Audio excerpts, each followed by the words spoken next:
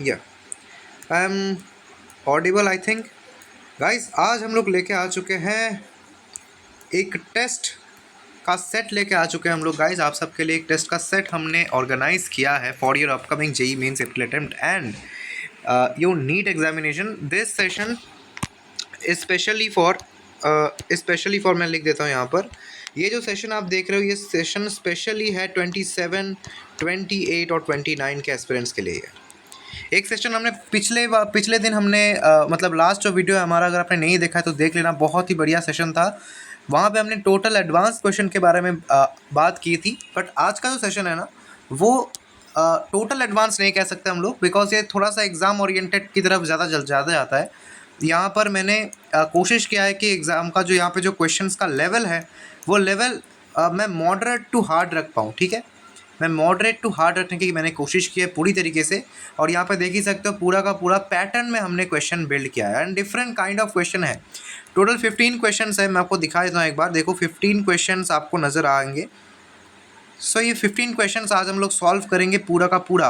अब ये जो PDF है ये आपको कमेंट बॉक्स में मिल जाएगा, पिन कमेंट में आपको मिल जाएगा, वहाँ से जाके भी इसको डाउनलोड कर सकते हैं। अगर पिछला वीडियो नहीं देखा है और आप सीरियस एस्पिरेंट हो, टॉप रैंक, अगर आप 1 to 100 या फिर 1 to 500 रैंक एस्पायर कर रहे हो टॉप, तो फिर आप वो वाला जो हमारा वीडियो है वो भी आप देख सकते हो। 1 घंटे 26 मिनट की वीडियो है जिसमें बहुत डिटेली हमने बहुत कुछ एक्सप्लेन किया है। ठीक है, और आज का जो कट ऑफ है ये कट ऑफ ज़्यादा जाएगा, ऑलमोस्ट 45% कट ऑफ जाएगा आज का। ठीक है, 45% अगर क्वेश्चन ठीक होते हैं तो आपका कट ऑफ निकल जाएगा यहाँ से। ठीक है, तो करना है हमको क्वेश्चन सॉल्व।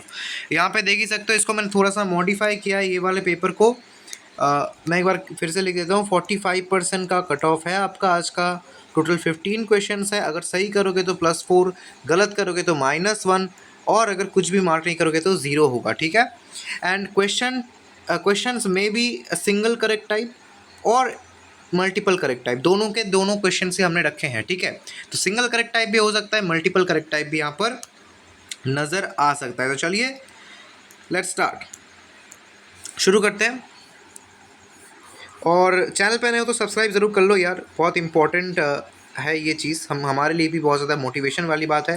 बिकॉज ऐसे धमाकेदार चीज़ें हम लोग और देते आएंगे, और एडवांस का सेशन हम लोग फिर से लेके आएंगे। हालांकि ये भी एडवांस और मेंस के हार्ड शिफ्ट अगर आ जाए तो उसके लिए यहाँ पे बनाया गया है। या फिर नीट में अगर हार्ड क्वेश्चन हो गया तो कैसा होगा, उसका रेप्लिका क्वेश्चन हमने बनाने की कोशिश की। तो चलिए शुरू करते हैं। फुल मार्क्स 60 है आपका। आइए फर्स्ट क्वेश्चन की ओर बढ़ते हैं। ठीक है, this is the first question in your screens. क्या बोला गया है, how many of the following compounds are volatile in nature. अब वोलाटाइल होने का मतलब क्या है, वोलाटाइल डायरेक्टली इंडिकेट्स कि यहाँ पर क्या होगा, इंटरमोलिक्यूलर H बॉन्डिंग होगी, है ना। इंटरमोलिक्यूलर नहीं, this is intramolecular H bonding होगी। अगर इंट्रामोलिकुलर H बॉन्डिंग आपकी प्रेजेंट है इसका मतलब आपका प्रोडक्ट वोलाटाइल होने वाला है। ठीक है, तो आपको यहाँ पर इंट्रामोलिकुलर H बॉन्डिंग कौन से कंपाउंड्स में पॉसिबल है वो आपको निकालने को बोला गया है। ठीक है, यहाँ पे ऑप्शन देख लो आप लोग 2, 3, 6, 4। वीडियो को पॉज करके आप इसको सॉल्व करो और यहाँ पर जो राइट आंसर होगा उसको आप लोग टिक मार्क कर सकते हो। तो चलो, बिल्कुल ही फ्रेश क्वेश्चन है और बहुत ही ज़्यादा बढ़िया क्वेश्चन है। कुछ क्वेश्चन में आप फंसोगे, क्वेश्चंस ऐसे हैं जिसमें आप फंसोगे। ठीक है, तो ट्रिक कर दी की कोशिश किया मैंने, यहाँ पे ट्रिकी क्वेश्चंस आपको प्रोवाइड किए गए हैं। तो देखो फर्स्ट क्वेश्चन में यहाँ पर को क्या दिया गया है, मैं सॉल्व करने जा रहा हूँ, ध्यान से देखना। This is quinol.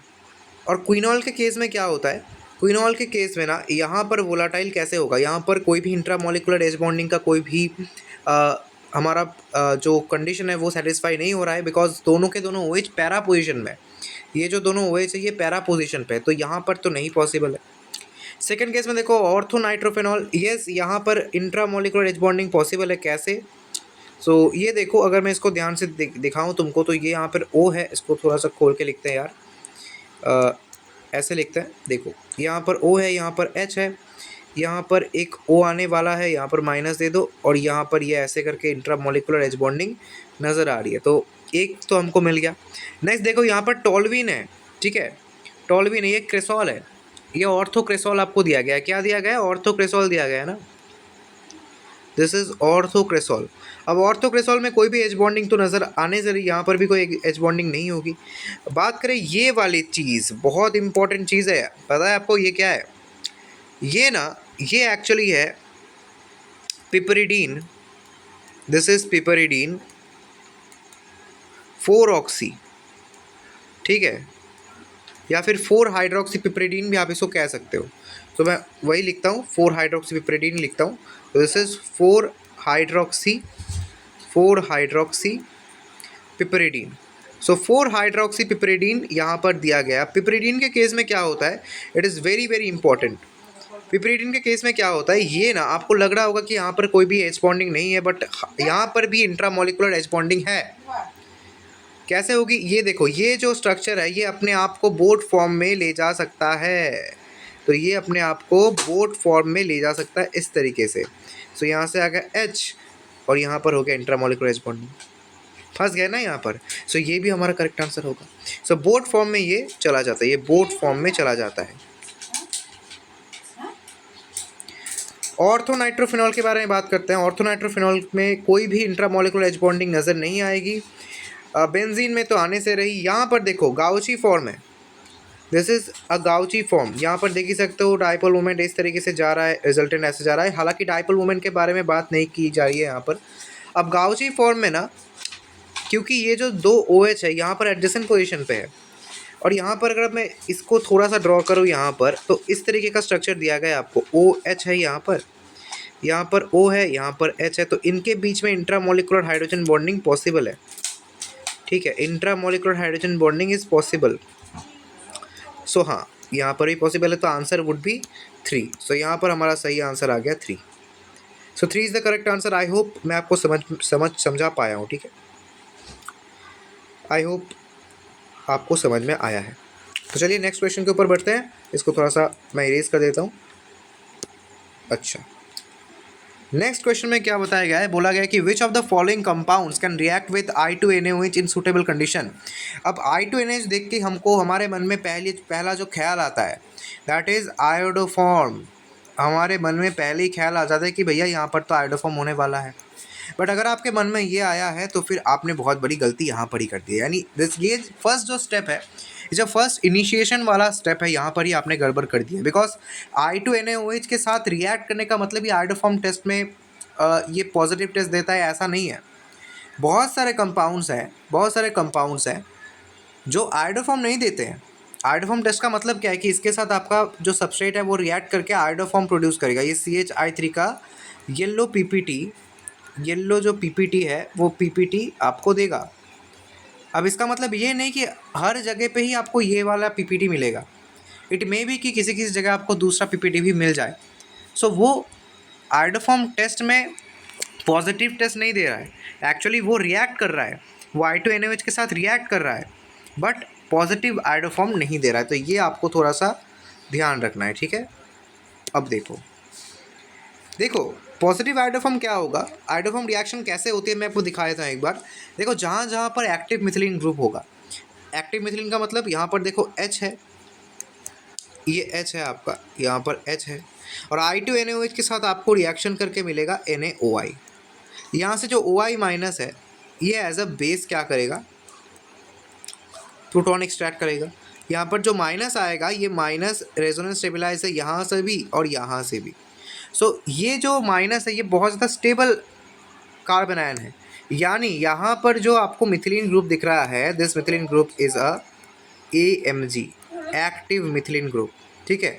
So active methylene group अगर होगा तो फिर ये रिएक्शन पॉसिबल है। कैसे पॉसिबल, मैं एक बार आपको दिखाई देता हूँ जिससे कि आपको आसानी हो, जिन्होंने आयोडोफॉर्म नहीं किया या फिर जिनका लैग है। सो यहाँ पर देखो OI माइनस ने यहाँ पर पकड़ा, यहाँ पर माइनस आया, ठीक है। अब माइनस आने के बाद क्या होगा, अगले स्टेप में दिखाता हूँ आपको। यहाँ पर जो I2 है, आप चाहो तो OI माइनस से नहीं बट OH माइनस से भी करा सकते हो, ये आपके ऊपर है कि आप क्या कराओगे। बात एक ही है। यहाँ पर देखो I पे अटैक हुआ, इसी तरीके से यहाँ पर एक और हाइड्रोजन है, एक और बार I पे अटैक होगा और यहाँ पर दो I आ जाएंगे, ठीक है। तो this is I, this is I, ठीक है, यहाँ पर दो दो आई आ गए। अब जो OH माइनस है वो OH माइनस यहाँ पर कार्बोनिल पर अटैक करेगा और ये वाला ग्रुप हट जाएगा। क्यों हट जाएगा? बिकॉज दो दो हेलोजेंस है जो कि ये माइनस को बहुत बढ़िया तरीके से स्टेबल कर पाएंगे। सो यहाँ पर देखो, यहाँ पर आया कुछ इस तरीके का, यहाँ पर आई, यहाँ पर आई, दिस इज माइनस। ये माइनस स्टेबलाइज है due to minus I effect of halogens, है ना। तो चलो, अब ये जो माइनस है फिर से एक और I2 के ऊपर अटैक कर देगा इस तरीके से और यहाँ से आई निकल जाएगा। तो यहाँ पे क्या होगा, यहाँ पर देखो 3 आई यहाँ पर लग जाएंगे। अब नॉर्मल हमारा जैसा होता है, यहाँ पर OH माइनस फिर से आएगा, अटैक करेगा और ये पूरी स्पीशीज़ को निकाल देगा। यहाँ से निकालने के बाद आपको क्या मिलेगा, यहाँ पर एक एसिड बनता हुआ नज़र आ रहा है आपको, प्लस यहाँ पर CI3 माइनस आयन आ रहा है। ये माइनस आयन प्रोटॉन को एक्सट्रैक्ट कर लेगा, इस तरीके से एक्सट्रैक्ट कर लिया और यहाँ पर आपको एक एसिड का सॉल्ट मिल गया। इस तरीके से एसिड का सॉल्ट मिल गया एंड साथ ही साथ आपको मिल गया आयोडोफॉर्म की PPT। तो देखो, आयोडोफॉर्म रिएक्शन में इसने पॉजिटिव टेस्ट दिया है। पॉजिटिव टेस्ट का मतलब आयोडोफॉर्म का PPT यहाँ पर आपको नज़र आया है। ठीक है, आयोडोफॉर्म का PPT यहाँ पर आपको नज़र आया है। क्लियर? आई होप आपको क्लियर हो गया होगा। आपके अगर कोई डाउट्स रहेंगे आयोडोफॉर्म से रिलेटेड, वो यहाँ से क्लियर हो रहे हैं। सो अब देखो, यानी फर्स्ट वाला जो हमारा ऑप्शन है, यानी ये जो फर्स्ट वाला हमारा जो ऑल्टरनेटिव है, ये तो सही है।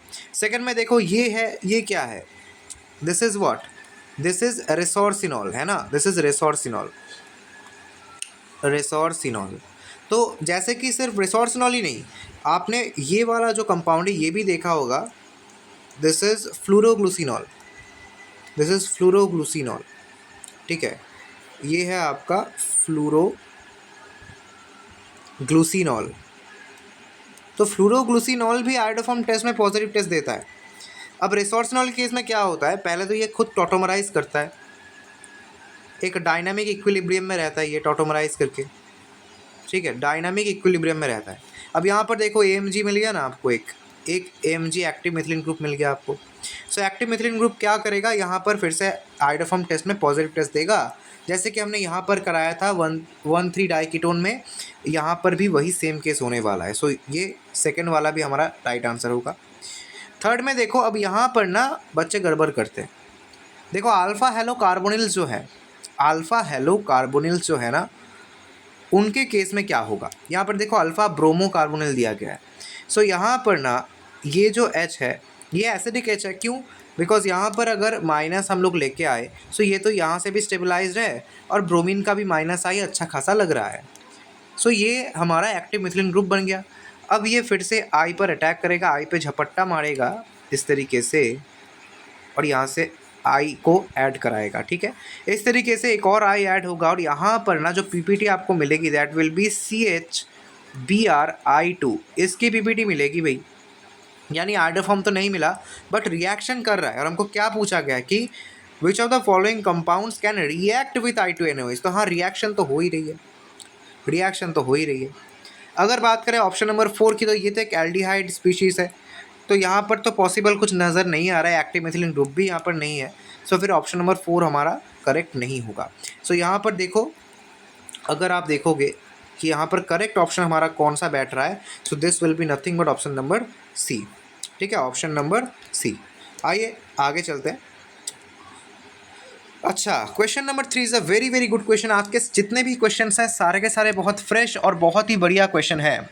हर एक कंसेप्ट बहुत ज़्यादा ही अपने आप में यूनिक है। ठीक है, इसलिए मैंने इसको कहा कि ये मॉडरेट टू हार्ड लेवल पे जाएगा। ठीक है, बट पिछले TPP की तरह ये या फिर पिछला जो सेशन था हमारा उतना ज़्यादा एक्सट्रीम लेवल का नहीं जाएगा, बिकॉज वो वाला जो क्वेश्चन का जो सीरीज़ था उसमें जो क्वेश्चंस थे वो बहुत ज़्यादा एक्सट्रीम लेवल पर जा रहे थे। ठीक है, बहुत इन डेप्थ था। हालांकि यहाँ पर भी हम लोग डीप लॉजिक से जाएंगे, बट उतना ज़्यादा डेप्थ इनमें नहीं है, उतना ज़्यादा डेप्थ नहीं है। वो ओलंपियाड्स लेवल या फिर JEE एडवांस के एकदम टॉप एस्पिरेंट्स के लिए है वो। या फिर अगर आपका कंसेप्चुअल डेप्थ बहुत बढ़िया है तो आप उनको रेफ़र कर सकते हो। बट अगर आपका एग्ज़ाम पास में है या फिर आप मेंस के लिए प्रिपेयर कर रहे हो, वो भी टॉप 100 या फिर टॉप 500 रैंक्स के लिए, तो ये वाला सेशन बहुत इंपॉर्टेंट है, ध्यान से देखना। Annulene 10 is a non aromatic compound. Annulene 10 जो है वो एक नॉन एरोमेटिक कंपाउंड है। ये स्टेटमेंट 1 है। स्टेटमेंट 2 क्या बोल रहा है कि to avoid trans annular repulsion annulene 10 can undergo cis configuration. अब बेटा देखो, ध्यान से देखना, देखो एन्यूलिन 10 जो है ना, वो मैं थोड़ा सा इंचेंज करता हूँ, इसको मैं एक अलग कलर देता हूँ, ऑरेंज कलर लेते हैं। देखो देखो ये है एन्यूलिन 10, ध्यान से देखना, ठीक है, ध्यान से देखना, अपने मन को एकाग्र चित्त कर लो और यहाँ पर देखो, ये ऐसा आया, ऐसा आया, इस तरीके से लाते हैं हम लोग, ठीक है। दिस इज़ एन्यूलिन 10 है ना, ये हमारा एन्यूलिन 10 है, ओके। अब यहाँ पर जो H है, यहाँ पर जो H है, ये वाला जो H हाइड्रोजन है, इसको ध्यान से दिखाते हैं हम लोग, ये वाला जो H है और ये वाला जो H है, ये ना बहुत ज़्यादा रिपल्शन करते हैं। इनका जो वंडरवॉल रेडियाई है, ये बहुत ज़्यादा रिपल्शन क्रिएट करता है, जिस वजह से ये इस तरीके से रहते नहीं है, एक दूसरे के आमने सामने नहीं रहते, ये थोड़ा सा टिल्ट हो जाते हैं इस तरीके से। इंक चेंज हो गई यार, ये थोड़ा सा टिल्ट हो जाता है, कुछ इस तरीके से ये टिल्ट हो जाता है, ठीक है। जिस वजह से ये जो पूरी की पूरी रिंग है ना, ये खुद से टिल्ट हो जाती है, नहीं इसकी प्लेनैरिटी की धज्जियाँ उड़ जाती है, डिस्ट्रॉय हो जाता है ये, ठीक है, यानी इसकी प्लेनैरिटी बर्बाद हो जाती है, जिस वजह से इसका कंजुगेशन ख़राब हो जाता है, ठीक है। बैड कंजुगेशन होता है यहाँ पर, bad conjugation, okay, bad conjugation. So जी हाँ, ट्रांस एन्युलर रिपल्शन तो यहाँ पर दिख रहा है, ठीक है। इस वजह से इस कंपाउंड को नॉन एरोमेटिक कंसिडर किया जाता है, एन्युलिन 10 को। सो स्टेटमेंट 1 तो हमारा करेक्ट नज़र आ रहा है। अब स्टेटमेंट 2 पर आ जाते हैं। क्या बोला जा रहा है? बोला जा रहा है कि to avoid this trans annular repulsion annulene 10 can undergo cis configuration. ये ना मैं आपको सिस कन्फिगरेशन ड्रॉ करके दिखा देता हूँ। आप देखो देखो, सिस कन्फिगरेशन ना मैं ड्रॉ करके दिखता हूँ। 1 2 3 4 5 6 7 8 9 10, यह आपका 10 मेंबर बन गया। 1 2 3 4, अच्छा 1 2 3 4, अच्छा मैं एक बार लिख लेता हूँ। 1 2 3 4 5 6 7 8, अच्छा 9 हुए हैं। चलो चलो इसको और पढ़ रहा हूँ। कार्बन के नंबर को आपको सही रहना है। 1 2 3 4 5 6 7 8 9 10। ये 10 वाला थोड़ा सा गड़बड़ हो गया यार। 1 2 3 4 5 6 7 8 9 10, यहाँ पर 10 हो गए। 1 2 फिर 3 और 4 और फिर 5, ठीक है। अब यहाँ पर क्या प्रॉब्लम है बताए? यहाँ पे प्रॉब्लम क्या है? यहाँ पे प्रॉब्लम ये है कि ये जो एंगल है ना, ये 144 डिग्री हो गया है। और यहाँ पे जो कार्बन्स है, ये सारे के सारे कार्बन्स क्या है? sp2 हाइब्रिडाइज्ड है, यानी इनका एंगल होना चाहिए था 120 डिग्री और हो गया है 144 डिग्री, यानी बहुत ज़्यादा एंगुलर स्ट्रेन है। सो एंगुलर स्ट्रेन के चलते ये वाला जो स्ट्रक्चर है, ये बहुत ज़्यादा ही अनस्टेबल माना जाता है। जाहिर सी बात है, 120 डिग्री चाहिए और तुमने कर दिया है 144 डिग्री, तो फिर यहाँ पर बहुत ज़्यादा अनस्टेबिलिटी क्रिएट होगी, जिस वजह से सिस कन्फिगरेशन पर ये जाता नहीं है। सिस कन्फिगरेशन पर अगर ये जाता नहीं है तो फिर ये जो स्टेटमेंट 2 है, ये हमारा रॉन्ग स्टेटमेंट है, यानी statement 1 is correct and statement 2 is incorrect. So कौन सा वाला ऑप्शन है? देखो स्टेटमेंट 1, अच्छा 1 is true, 2 is false, option A is the correct answer, ठीक है। आगे बढ़ जाए, चलो आगे बढ़ते हैं। अच्छा, अब ये वाला क्वेश्चन बहुत इंपॉर्टेंट है, बहुत ज़्यादा इंटरेस्टिंग क्वेश्चन है, बिकॉज यहाँ पर बहुत कुछ खेला गया है। यहाँ पर ये खेल चुके, यानी मैं ही खेल चुका हूँ, मैंने ही क्वेश्चन बनाए यार। अच्छा, फर्स्ट में क्या दिया गया है? ब्रोमोबेंजीन दिया गया है। यहाँ पर जो रिएक्शन की गई, दिस इज फिटिक रिएक्शन। फिटिक रिएक्शन में क्या होता है? बाइफिनाइल बनेगा आपका, दिस इज बाइफिनाइल, बन गया बाइफिनाइल। अब क्या किया जा रहा है? सोडियम ट्राइथर, या अच्छा इसको आप लोग काट देना, ये नहीं होगा, ये वाला रिएजेंट नहीं होगा, इसको आप लोग थोड़ा सा करेक्शन कर देना, ये वाला रिएजेंट नहीं रहेगा। अब देखो यहाँ पर ऑक्सालिक एसिड और SOCl2 दिया गया, यानी डार्जेंस प्रोसेस किया गया है फर्स्ट ऑफ ऑल। सो यहाँ पर डार्जेंस प्रोसेस के बाद क्या होगा? एसिड से एसिड क्लोराइड बन जाएगा, है ना, एसिड क्लोराइड में बदल जाएगा ये। अब फिर का अल्काइलेशन किया गया, यानी यहाँ पर एसाइलेशन होगा और यहाँ पर इस पोजीशन पे ऐड होगा। ये आपने बेसिक्स अगर आपके स्ट्रॉन्ग है तो अपने बेसिक्स में कर रखे हैं ये चीज़ें, ठीक है। मैं बार बार फिल का एसाइलेशन का मैकेनिज्म नहीं दिखा रहा हूँ, बिकॉज वो तो बहुत बार दिखा चुका हूँ मैं, ठीक है। तो ऐसा बना। अब देखो डाइल्यूटेड NaOH दिया गया है। अब आप क्या करोगे? जब देखोगे आप, ये एक बेंजिल यूनिट की तरह लग रहा है और यहाँ पर बेस भी दिया गया है। सो फिर यहाँ पर क्या हो सकता है? यहाँ पर ना ये OH माइनस यहाँ से अटैक कर सकता है। मैं एक स्टेप आपको फर्दर दिखा रहा हूँ, एक स्टेप आपको दिखा रहा हूँ, उसके बाद आप जज करना। इस तरीके से ऐसे आते हैं, ऐसे ऐसे ऐसे आते हैं। तो ये ना ऐसा आया, ऐसा आया। अच्छा बहुत छोटा हो गया रिंग यार, इसको बड़ा करते हैं थोड़ा सा। जी हाँ, ऐसे ऐसे आ गया।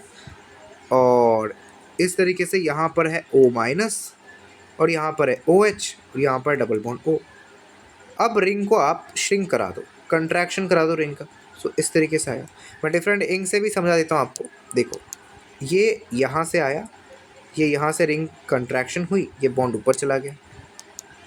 अब क्या होगा, यानी आपको समझ में आ गया होगा कि यहाँ पर क्या हुआ। यहाँ पर बेंजिल बेंजिलिक एसिड रीअरेंजमेंट हुआ है, BBR। अगर BBR के बारे में नहीं पता है तो पिछला वाला सेशन देखो। हाँ वो एडवांस का सेशन है, मतलब एडवांस सेशन है, बट आप उसको कंसेप्ट क्लैरिटी के लिए देख सकते हो। बहुत ही बढ़िया कंसेप्ट यूज़ किया गया, out of the box concept यहाँ पर वहाँ पर यूज़ किए गए, ठीक है। और उसका सेशन का सेकंड पार्ट भी हम लोग लेके आएंगे। सो ऐसा आपको बेंजिलिक एसिड का यूनिट मिल रहा है। अब क्या दिया गया है, प्रोटिक वर्कअप। अब प्रोटिक वर्कअप जब किया गया, यानी एक ही चीज़ हो सकती है, एक ही चीज़ हो सकती है, दैट इज़ आप इसी यूनिट को एक और बार ले लो इस तरीके से। OH यहाँ पर लो, यहाँ पर डबल बॉन्ड O, यहाँ पर OH ले लो, फिर यहाँ से ऐसे आया, इस तरीके से ऐसा आएगा, और यहाँ पर वाटर एलिमिनेशन होगा। फिर आपका जो बनेगा एक लैक्टाइड का फॉर्मेशन होगा, यानी option number C is the correct answer. C is the correct answer. Lactide का फॉर्मेशन होने वाला है, this is lactide. So lactide का फॉर्मेशन हो गया। सो क्वेश्चन में दम था। अगर आपने सही किया है तो बहुत बढ़िया, कंग्रेचुलेशन। अगर नहीं किया है तो सीख लो, कुछ नया सीखने को आपको मिलेगा, ठीक है। आइए नेक्स्ट के ऊपर बात करते हैं, अगले क्वेश्चन के ऊपर जाते हैं हम लोग, ठीक है। अच्छा ये क्वेश्चन क्या चेक करता है, देख लेते हैं। चलो, बोला जा रहा है कि यहाँ पे एक स्कीम दिया गया और स्कीम से रिलेटेड आपको क्वेश्चन पूछे गए हैं। सो आइए इस क्वेश्चन को सॉल्व करते हैं। क्या बोला जा रहा है, बोला जा रहा है कि the reaction scheme 1 is an SN 1 reaction. अच्छा पहले तो हम लोग यहाँ पर देखते हैं। देखो इलेक्ट्रॉन विदड्रॉइंग ग्रुप है और बैड लिविंग ग्रुप है, ऊपर से एक बेस दिया गया है इस तरीके का। यानी ये पूरा का पूरा जो सिचुएशन है ये है आपका ArSN2 मैकेनिज्म का कंडीशन। मानते हो आप लोग, मानते हो, बढ़िया है। अब आपके ऊपर है कि आप क्या करने वाले हो, आप कहाँ पर अटैक कराओगे। क्या आप यहाँ पर अटैक कराओगे या फिर इन फ्लोरीन्स में से कोई एक फ्लोरीन पे अटैक कराओगे। सो हम देखते हैं कि मेसेनहाइमर कॉम्प्लेक्स जो है वो मेसेनहाइमर कॉम्प्लेक्स कहाँ पर स्टेबल बनता है। जहाँ पर मेसेनहाइमर कॉम्प्लेक्स स्टेबल बनेगा हम लोग वहाँ पे जाएंगे, ठीक है, हम लोग वहाँ पर जाएंगे, ओके। अच्छा देखते हैं, चलो देखो यहाँ पर अगर हम लोग देखें इसके ऊपर, अगर हम लोग इस फ्लोरीन के ऊपर फोकस करें, सो फिर यहाँ पर क्या हो रहा है। देखो अगर मेसेनहाइमर कॉम्प्लेक्स बनाएंगे तो माइनस यहाँ पर आएगा, यहाँ पर आएगा और यहाँ पर आ सकता है। थ्रू डीलोकलाइजेशन रेजोनेटिंग स्ट्रक्चर्स में आपको यहाँ पर माइनस देखने को मिलेगा, यानी दो ऑर्थो और एक पैरा पे। अब देखो ऑर्थो और पैरा पे दोनों पे ही ना इलेक्ट्रॉन विदड्रॉइंग ग्रुप है, दोनों एक ऑर्थो पे और एक पैरा पे फ्लोरीन है जो कि माइनस आई इफेक्ट लगाएगा, माइनस आई इफेक्ट लगाएगा। और एक यहाँ पर क्या है, कीटो ग्रुप है जो कि माइनस आई माइनस एम दोनों लगा सकता है इस तरीके से। यानी यहाँ पर जो मेसेनहाइमर कॉम्प्लेक्स है वो बहुत बढ़िया स्टेबलाइज्ड है, तो हम लोग यहाँ पर अटैक कराना पसंद करेंगे। तो फर्स्ट अटैक क्या होगा, यहाँ पर होगा और फ्लोरीन हटेगा। अब एक और बार अटैक करा सकता है, कैसे, बिकॉज यहाँ पर देखो इस वाले फ्लोरीन पर फोकस करो। अब अगर आप यहाँ पर देखोगे ना इस फ्लोरीन पे, तो यहाँ पर माइनस आएगा, यहाँ पर माइनस आएगा और नीचे यहाँ पर ऑर्थो पर माइनस आएगा। अब देखो दोनों फ्लोरीन्स तो स्टेबलाइज कर रहे हैं, मानते हैं, बट यहाँ पर जो माइनस है ये तो डिस्टेबलाइज हो गया ना, बिकॉज यहाँ पर तो एल्किल ग्रुप है। प्लस आई और प्लस एच से ये इसको डिस्टेबलाइज कर देगा, तो यहाँ पर हम लोग मेसेनहाइमर कॉम्प्लेक्स स्टेबल हमको नहीं मिल रहा है, तो या फिर यहाँ पर हम लोग अटैक नहीं कराएंगे। तो अटैक कहाँ पर कराएंगे, एक तो यहाँ पर कराया और एक कराएंगे यहाँ पर, ठीक है। तो फाइनली प्रोडक्ट जो आपका बनेगा वो कुछ इस तरीके का बनेगा, वो कुछ ऐसा बनेगा, ऐसा आया। यहाँ पर N है और Me2, यहाँ पर N है और Me2, यहाँ पर फ्लोरीन, यहाँ पे फ्लोरीन, ठीक है, और कुछ पॉसिबिलिटी नहीं है, ठीक है। चलो अब हम लोग क्वेश्चन के सॉल्यूशन पर आते हैं। The reaction scheme 1 is N SN1 reaction बिल्कुल गलत यार, SN1 नहीं है, ये है ArSN2, ArSN2 है। सो ये गलत हो गया। Reaction contains a dehydrating step, कहाँ पर भाई, यहाँ पर पानी तो कहीं पे भी नहीं निकला है, तो फिर डिहाइड्रेटिंग स्टेप यहाँ से ये भी कट गया। डिहाइड्रेटिंग स्टेप मतलब पानी निकलने वाला स्टेप, यहाँ पे पानी नहीं निकल रहा है। If all the Fs are replaced by I, reaction rate will rise higher. अब आपको लगेगा कि यार आई तो बढ़िया लिविंग ग्रुप है, तो आई अगर हम लोग रिप्लेस कर दे तो हमारा रिएक्शन का रेट बढ़ जाना चाहिए, but it is not SN1 और SN2 रिएक्शन, ये ArSN2 है। यहाँ पर आपको देखना होता है कि कितना बैड लिविंग ग्रुप है, जितना बैड होगा उतना बढ़िया होगा। अब क्यों ऐसा होता है भाई, देखो अगर आप फ्लोरोबेंजीन लोगे, अगर आप फ्लोरोबेंजीन लोगे, ठीक है, और आयोडोबेंजीन लोगे, दोनों हम लोग लेते हैं, एक फ्लोरोबेंजीन एक आयोडोबेंजीन, तो देखो न्यूक्लियोफाइल अटैक यहाँ पर क्या करेगा। देखो न्यूक्लियोफाइल एक तो जो बेंजीन डेरिवेटिव्स होते हैं या फिर बेंजीन जो स्ट्रक्चर्स होते हैं, बेंजीनॉइड स्ट्रक्चर्स, वो न्यूक्लियोफिलिक एरोमेटिक सब्स्टिट्यूशन नहीं दिखाते, यानी SN रिएक्शंस नहीं दिखाते हैं। क्यों नहीं दिखाते हैं, बिकॉज बेंजीन इटसेल्फ एक न्यूक्लियोफाइल है और यहाँ पर भी एक न्यूक्लियोफाइल है, तो दो न्यूक्लियोफाइल के बीच में बहुत स्ट्रॉन्ग रिपल्शन क्रिएट होगा। सो ये इटसेल्फ ना इलेक्ट्रोफिलिक एरोमेटिक सब्स्टिट्यूशन यानी EAS दिखाता है, ठीक है। थ्रू व्हीलन इंटरमीडिएट EAS आपको नज़र आएगा, बट SN1 SN2 नहीं नज़र आता। तो यहाँ पर न्यूक्लियोफाइल को आने के लिए, यानी यहाँ पे देखो न्यूक्लियोफाइल अगर आने की कोशिश भी करेगा, अगर न्यूक्लियोफाइल यहाँ पे अप्रोच करने की कोशिश भी करेगा, तो ये बेंजीन एज ए न्यूक्लियोफाइल काम करने की वजह से, यहाँ पे रिपल्सिव फोर्स लगाने की वजह से इसका जो वेलोसिटी है वो धीरे धीरे घटते घटते एक पॉइंट ऐसा आएगा जहाँ पर वेलोसिटी 0 हो जाएगी और ये यहाँ से रिपल्शन होके ये चला जाएगा, यहाँ से रिपल्शन होके ये चला जाएगा। अब क्या होगा, अब क्या होगा, तो यहाँ पर अगर हम लोग कोई भी हैलोजन लेके आए तो क्या होगा, अगर यहाँ पर ऐसा कोई हैलोजन लाइक फ्लोरीन लेके आए तो क्या होगा, तो फ्लोरीन यहाँ पर आपको पता है कि फ्लोरीन की इलेक्ट्रोनेगेटिविटी ज़्यादा होती है, यानी ये बहुत ज़्यादा ही इलेक्ट्रॉन को खींच सकता है बढ़िया तरीके से। तो यहाँ पे जो डेल प्लस सेंटर है, डेल प्लस सेंटर बहुत ज़्यादा स्ट्रॉन्ग बनेगा कंपैरेटिवली। यहाँ का डेल प्लस सेंटर आयोडीन से ज़्यादा स्ट्रॉन्ग बनेगा, जो कि न्यूक्लियोफाइल को एक एडिशनल एक्सेलरेशन, एक इनिशियल जो एक्सेलरेशन है वो प्रोवाइड करेगा, जिस वजह से रिएक्शन का रेट बढ़ेगा। यानी हम लोग इसी वजह से जो बैड लिविंग ग्रुप्स हैं उनको प्रायोरिटी ज़्यादा देंगे इसमें, ठीक है। सो यहाँ पे आपको समझ में आ गया होगा, मैंने एक्सप्लेन कर दिया, अगर नहीं समझ में आए तो आप लोग रिवाइंड करके देख सकते हो। तो हमारा जो 3 है, थर्ड ऑप्शन भी गलत हो गया, बिकॉज फ्लोरीन को हम आयोडीन से रिप्लेस करेंगे तो रिएक्शन रेट घटेगा ना कि बढ़ेगा, ठीक है। ये ArSN2 है, थोड़ा सा ध्यान से करना है। Intermediate of the above reaction is a Meisenheimer complex, बिल्कुल सही बात है, ऑप्शन 4 यानी option D is the correct answer. सिर्फ 4 हमारा सही है, सिर्फ 4 हमारा सही है। आइए नेक्स्ट क्वेश्चन के ऊपर बढ़ते हैं। फिजिकल प्रॉपर्टीज़ के ऊपर क्वेश्चन है, ध्यान से देखो, this is a question of physical properties, ठीक है।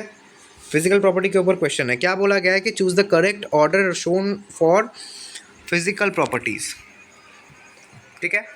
फर्स्ट क्वेश्चन में क्या बताया गया है, वैलेडिक एसिड और ब्यूटानोइक एसिड या फिर ब्यूटारिक एसिड आपको दिया गया है। सो वैलेडिक एसिड मतलब पेंटानोइक एसिड की बात की जा रही है। अब मेल्टिंग पॉइंट के जब बात करते हैं हम लोग, जब भी मेल्टिंग पॉइंट की बात आती है हम लोग क्या चेक करते हैं, हम लोग लैटिस फिटिंग चेक करते हैं, ठीक है। क्या चेक करते हैं, लैटिस फिटिंग चेक करते हैं। जहाँ पर लैटिस फिटिंग जितनी ज़्यादा बढ़िया है वहाँ पे उसका मेल्टिंग पॉइंट उतना हायर होता है। देखो जो भी इवन नंबर के जो कार्बन वाले एसिड होते हैं, लाइक ब्यूटानोइक एसिड या फिर जो हेक्सानोइक एसिड, ठीक है, या फिर ऑक्टानोइक एसिड, ऐसे जो एसिड्स होते हैं उनका जो लैटिस फिटिंग है वो बहुत ज़्यादा ही बढ़िया होता है as compare to odd number of carbon वाले एसिड। सो वैलेरिक एसिड से ब्यूटानोइक एसिड का लैटिस फिटिंग ज़्यादा होगा, इस वजह से इसकी मेल्टिंग पॉइंट भी ज़्यादा होगा। अगर आप वैल्यूज़ के बारे में बात करें तो मेल्टिंग पॉइंट ब्यूटानोइक एसिड का होता है अप्रॉक्सीमेटली -5.1 से लेके -7.9 डिग्री सेल्सियस, ठीक है। ये है हमारा डेटा। अगर इसकी वैलेरिक एसिड की बात करोगे तो यहाँ पर ना ये बहुत ज़्यादा कम होता है इसका मेल्टिंग पॉइंट। क्यों, देखो जैसे कि मैंने आपको एक्सप्लेन किया कितना होता है, ये 4.5 डिग्री सेंटीग्रेड, यानी -34.5 डिग्री सेंटीग्रेड। सो जो ब्यूटानोइक एसिड है उसको ज़्यादा गर्मी देनी पड़ रही है रेस्पेक्टिवली, ठीक है, ये रिलेटिवली हो रहा है ना, ये वैलेरिक एसिड के रिलेटिव ब्यूटानोइक एसिड को हमको ज़्यादा टेम्परेचर देना पड़ेगा, ठीक है। कहाँ पे -34.5 डिग्री और कहाँ पर -5.1 डिग्री, तो फिर एक बहुत ह्यूज डिफरेंस यहाँ पे आपको नज़र आ रहा है, ठीक है। सो ये ऑर्डर भी हमारा गलत दिया गया, ऑप्शन 1 गलत है। ऑप्शन बी के बारे में बात करें, डायपोल मोमेंट कंपेयर किया जा रहा है, ठीक है। सो देखो यहाँ पर जो साइनाइड है, अगर आप इसको खोल के लिखोगे तो यहाँ पे ट्रिपल बॉन्ड एन आएगा, ऊपर में ट्रिपल बॉन्ड एन आएगा। अगर यहाँ पे देखो वेक्टर्स जो है यहाँ पर कैंसिल आउट कर रहे हैं तो डायपोल मोमेंट यहाँ पर तो 0 आ गया। बट यहाँ पर सेम चीज़ अगर आप करोगे तो आप बेवकूफ़ बन गए यहाँ पर। क्यों?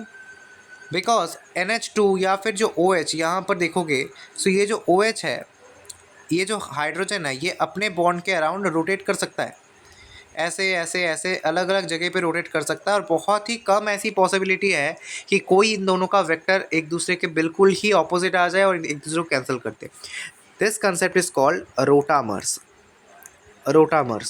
रोटामर्स की वजह से ये क्या होता है, अलग अलग इंस्टेंटेनियस डायपोल तैयार करता है। यहाँ पर देखो एक डायपोल यहाँ पर, एक डायपोल यहाँ पर, एक डायपोल यहाँ पर, एक यहाँ पर, एक यहाँ पर, एक यहाँ पर, ऐसे ऐसे डायपोल्स क्रिएट करता है। जिस वजह से इनका रिजल्टेंट डायपोल कभी भी 0 नहीं होता, mu is not equal to 0। So dipole moment इसका ज़्यादा होगा ना कि इसका। सो ये भी हमारा गलत आंसर हो गया, ये भी गलत आंसर हो गया। चलो नेक्स्ट। अच्छा, malic acid and fumaric acid दिया गया है। तो फर्स्ट ये जो पहला वाला एसिड है ये फ्यूमरिक एसिड है, नेक्स्ट वाला है मैलिक एसिड। सो pK1 की बात की जा रही है, यानी पहला वाला जो pK, यानी फर्स्ट टाइम अगर आप हाइड्रोजन निकालोगे तो किसमें ज़्यादा बढ़िया तरीके से हाइड्रोजन निकलेगा। सो ये तो मैलिक एसिड का ही निकलेगा, और ये ऑर्डर सही भी दिया गया है। बिकॉज मैलिक एसिड के केस में देखोगे, सो यहाँ पर ना इसके कंजुगेट बेस में, इसके कंजुगेट बेस को अगर आप ध्यान से देखोगे, सो इसके जो कंजुगेट बेस है यहाँ पर ना इंट्रामोलिकुलर हाइड्रोजन बॉन्डिंग पॉसिबल है, ठीक है। इंट्रामोलिकुलर हाइड्रोजन बॉन्डिंग यहाँ पर पॉसिबल है। ये O- आया, यहाँ पर इंट्रामोलिकुलर H बॉन्डिंग पॉसिबल है, जिस वजह से ये बहुत जल्दी फर्स्ट टाइम H को छोड़ देगा, ठीक है। पहले H को ये बहुत बढ़िया तरीके से छोड़ देगा, बट फ्यूमरिक एसिड के केस में ऐसा कोई एडवांटेज आपको नहीं मिलेगा। सो ये वाला जो pK वैल्यू है ये बिल्कुल सही दिया गया है, ठीक है, सही दिया गया है। चलो नेक्स्ट देखो D। तो यहाँ पर देख सकते हो कि एसिडिक स्ट्रेंथ के तुलना की जा रही है। तो यहाँ पर देखो ये ऑर्डर गलत दिया गया है। क्यों? बिकॉज यहाँ पर सेकंड ऑप्शन को देखो, सेकंड जो ऑप्शन है जो कि ऑर्थो नाइट्रोबेंजोइक एसिड है, यहाँ पर नाइट्रो लगा हुआ है। यहाँ पर क्या होगा, इसका मतलब SIR होगा, SIR होगा, यानी oops, out of the plane system, ठीक है। अब आउट ऑफ द प्लेन मतलब क्या हो जाएगा, यहाँ पर एक्चुअली बेंजोइक एसिड के केस में क्या होता है, अब यहाँ पर देखो, यहाँ पे ड्रॉ किया हुआ है। सो ये ऐसा आता है ना, OH आया। सो ये रिंग से ना रेजोनेंस कर सकता है, ठीक है, ये रेजोनेंस कर सकता है। अब H कैसे निकलेगा, H कब निकलेगा, H तब निकलेगा अगर उसका जो कॉन्जुगेट बेस है वो स्टेबलाइज हो। सो अगर हम लोग बेंजोइक एसिड का कॉन्जुगेट बेस ले तो ये तो रेजोनेंस स्टेबलाइज है, मान रहे हैं हम लोग, बट प्रॉब्लम क्या हो रही है कि ये जो सिस्टम है सिर्फ यहाँ पे ही रेजोनेंस नहीं हो रहा है, एक बैक रेजोनेंस भी हो रहा है, यानी एक काउंटर रेजो भी हो रहा है, जिस वजह से ये जो ऊपर वाला ऑक्सीजन का रेजोनेंस है ये फीका पड़ने लगता है। अगर ये फीका पड़ने लगता है तो फिर यहाँ पे एसिडिटी घट जाएगी। बट जब हम लोग नाइट्रो की तरह एक बड़ा सा ग्रुप यहाँ पर लगा देते हैं तब क्या होता है, ये जो नाइट्रो है यहाँ पर रिपल्शन की वजह से ये इसको प्लेन से हटा देता है, out of the plane system कर देता है, जिस वजह से क्या होता है, यहाँ पे अगर मैं इसको ऐसे दिखाऊं, अगर ये बेंजीन हमारा है, इफ़ दिस इज़ बेंजीन, तो यहाँ देखो, तो ये इस तरीके से COH को लगा देता है, यहाँ पर देखो। अब यहाँ पर तो आउट ऑफ द प्लेन चला गया ये, जिस वजह से यहाँ पर बैक रेजोनेंस नहीं होगा और सिर्फ ऊपर वाले पार्ट में रेजोनेंस होगा, एंड इसका एसिडिटी ड्रामेटिकली बढ़ जाएगा, ठीक है।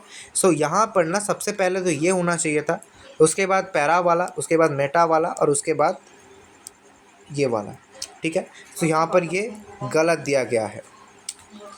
चलिए नेक्स्ट क्वेश्चन के ऊपर बढ़ते हैं, जो कि बहुत बढ़िया क्वेश्चन है, again very good question. Consider the following reaction question number 7, consider the following reaction. क्या बोला गया है कि MEmgBr दिया गया है और एक आपको एस्टर दिया गया है, एक अल्फा बीटा अनसैचुरेटेड एस्टर दिया गया है। अब यहाँ पर हो क्या रहा है, फर्स्ट स्टेप में MEmgBr दिया गया है और CuLi दिया गया है। अब ऐसे सिचुएशन में क्या होगा, ट्रांसमेटलेशन होने की चांसेस बहुत ज़्यादा होती है। ट्रांसमेटलेशन, ठीक है,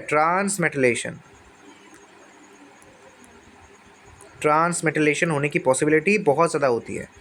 अब यहाँ पर होगा क्या, ये जो MEmgBr है ये चेंज हो जाएगा Me2CuLi, यानी गिलमैन्स रिएजन में ये बदल जाएगा। अब गिलमैन्स में क्या होता है आपको पता है, अगर आपने गिरनाट का हमारा वीडियो नहीं देखा है तो देख लेना, मैं डिस्क्रिप्शन में लिंक भी दे दूंगा, वहाँ पे मैंने एक्सप्लेन कर रखा है ये कि RLi सबसे ज़्यादा जो परसेंटेज आयनिक कैरेक्टर होता है वो RLi का होता है, उसके बाद होता है RMgX, उसके बाद होता है R2CuLi, यानी गिलमैन्स रिएजेंट का जो परसेंटेज आयनिक कैरेक्टर है वो सबसे ज़्यादा कम होता है। अब जितना परसेंटेज आयनिक कैरेक्टर कम उतना न्यूक्लियोफिलिसिटी कम, यानी ये एक वीक न्यूक्लियोफाइल की तरह काम करेगा। और जो वीक न्यूक्लियोफाइल्स होते हैं वो डायरेक्ट एडिशन कभी नहीं कर सकते। वीक न्यूक्लियोफाइल पसंद करते हैं कंजुगेट पाथ को, ठीक है, यानी कंजुगेट अटैक को ये ज़्यादा प्रेफर करते हैं। तो Me माइनस यहाँ पर आएगा और यहाँ से कंजुगेट एडिशन करवाएगा, ठीक है। This type of addition is known as, हालांकि आपको नाम जानने की इतनी ज़रूरत है नहीं, बट फिर भी अगर आप एडवांस की प्रिपरेशन कर रहे हो तो जानना ज़रूरी है कि इसको कहते हैं माइकल रिएक्शन, ठीक है, Michael reaction. So this is called Michael reaction. और माइकल रिएक्शन में आपको कंजुगेट एडिशन देखने को मिलता है ऑफ एस्टर्स। चलो अब फिर क्या गया है, प्रोटिक वर्कअप, यानी यहाँ पर ये टूट जाएगा और ये एसिड बनेगा, ठीक है, एसिड बनेगा और यहाँ पर टोटोमराइज भी हो जाएगा। तो यहाँ पर फाइनली आपका जो प्रोडक्ट मिलेगा वो कुछ इस तरीके का मिलेगा, ऐसा आएगा, ऐसा आने वाला है, ठीक है। सो ये आपका प्रोडक्ट होगा, फाइनल प्रोडक्ट। अब आते हैं क्वेश्चंस में। बोला जा रहा है कि product is formed by direct attack of Me। ये गलत है, मैंने आपको पूरा का पूरा एक्सप्लेन किया, ये कंजुगेट एडिशन हो रहा है, not direct. Product is an adduct of conjugate addition, बिल्कुल सही है, ऑप्शन बी करेक्ट है। Formation of product include cyclisation, कहाँ पे एक भी साइक्लाइजेशन की तो पॉसिबिलिटी थी नहीं। Formation of product takes place through metal exchange, बिल्कुल सही, तो ऑप्शन बी डी, ये मल्टीपल करेक्ट था, MCQ था, multiple correct type question, option B D बिल्कुल सही है, ठीक है।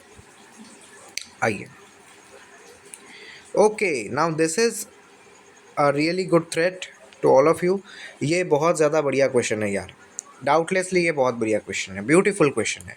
आइए इसके बारे में बात करते हैं। हालांकि मैंने ही बनाया ये क्वेश्चन को, तो खुद की तारीफ भी कर रहा हूँ मैं, सेल्फ अप्रिशिएशन, ठीक है। अच्छा, अब ज़्यादा क्वेश्चन नहीं बचे।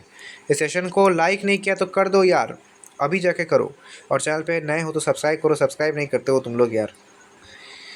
अच्छा, follow the reaction carefully and choose the correct statement, और स्टेटमेंट्स यानी मल्टीपल करेक्ट हो सकता है, तो थोड़ा सा केयरफुल रहना है, ठीक है।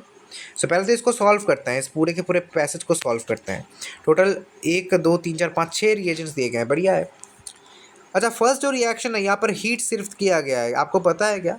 अगर आप बहुत बढ़िया कहीं पे जगह पे पढ़ रहे हो या फिर स्टार बैचेस में पढ़ रहे हो, वहाँ पर आपको कराया गया होगा। हालांकि जो यूजुअल जो नॉर्मल जो टीचर्स होते हैं या फिर आपके जो कोचिंग के टीचर्स होंगे वो आपको ये सब करने के लिए मना करते हैं, बिकॉज ये थोड़ा सा हार्डर साइड में जाता है।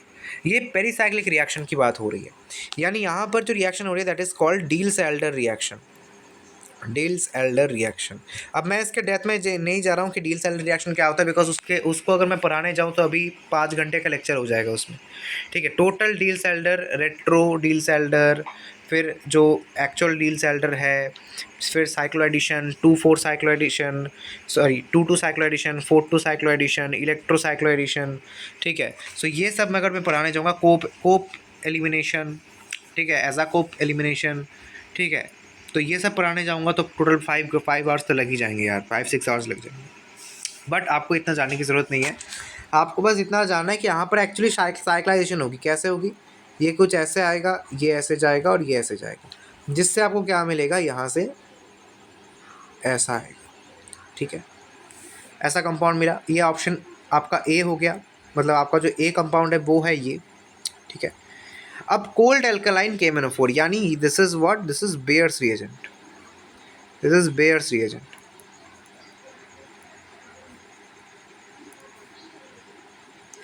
बेयर्स रिएजेंट क्या करेगा, सिन डाइहाइड्रोक्सिलेशन करता है ना ये, तो सिन डाइहाइड्रोक्सिलेशन कर दो, यहाँ पर OH, यहाँ पर OH, बढ़िया है। अब क्या है, अब देखो लेड एसीटेट दिया गया है। क्या कोई बता सकता है कि लेड एसीटेट क्या करता है? मैं नीचे दिखाता हूँ आपको लेड एसीटेट का रिएक्शन, मैं आपको एंड में दिखाता हूँ, यहाँ पर जगह है।